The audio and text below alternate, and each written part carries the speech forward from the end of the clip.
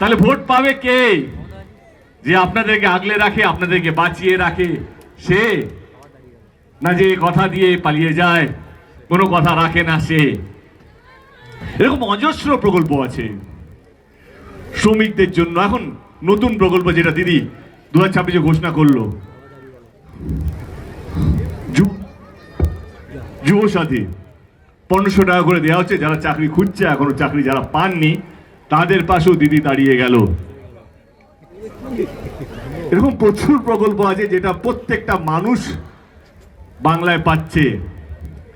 এবারে আপনারা বলুন কাকে কার জেতা উচিত? না, আপনারা তৃণমূল কংগ্রেস বলে বলছেন, তা নয়। আপনারা যদি ওভারঅল দেখেন, এখানে হয়তো অনেকে বিজেপির সাপোর্টার হবে, দেবকে দেখতে এসছে। আমি তাদের কাছে একটাই প্রশ্ন,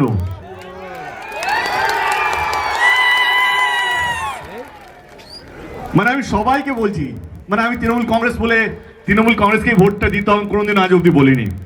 আমি কিছু কথা আমার দলে রেখেছি, যেই কথাগুলো মানবিক এবং মানুষের জন্য। আমি একটাই কথা বলতে চাই, 2026-এর নির্বাচন দেখলে মনে হয় যে না, এই নির্বাচনটা কেউ যদি জেতে, সে কতগুলো মন্দির করবে, কে কতগুলো মসজিদ করবে, এইটার নির্বাচন। কেউ বলছে বাবরি মসজিদ করছি, আমাকে ভোটটা দিন। কেউ বলছে জয় শ্রীরাম, আমরা হিন্দুকে বাঁচিয়ে রাখবো, আমাকে ভোটটা দিন। কিন্তু মানুষের জন্য কে ভাবছে?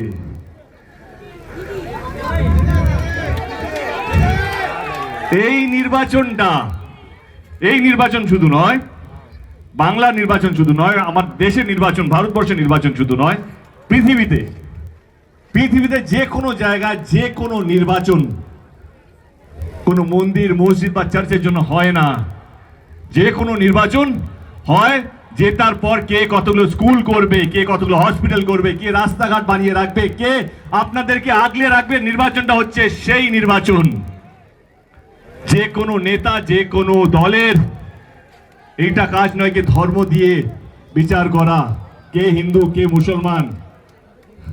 না, আমি একটা কথা গর্ব করে বলতে পারি যে আমাদের দল ধর্ম জেনে বা ধর্ম দেখে কাজ করে না।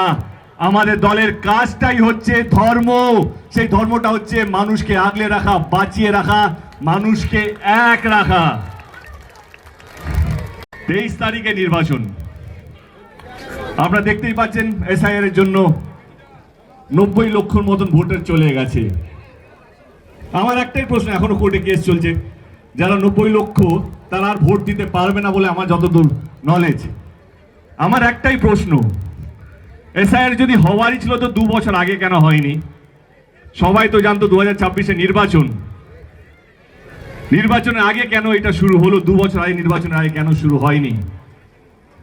বাবা ভোট দিতে পারবে, তার ছেলে ভোট দিতে পারবে না, কারণ এসআইআর তার নাম নেই। মেয়ে ভোট দিতে পারবে, তার ভাই ভোট দিতে পারবে না। এরকম অনেক কেসেস আছে।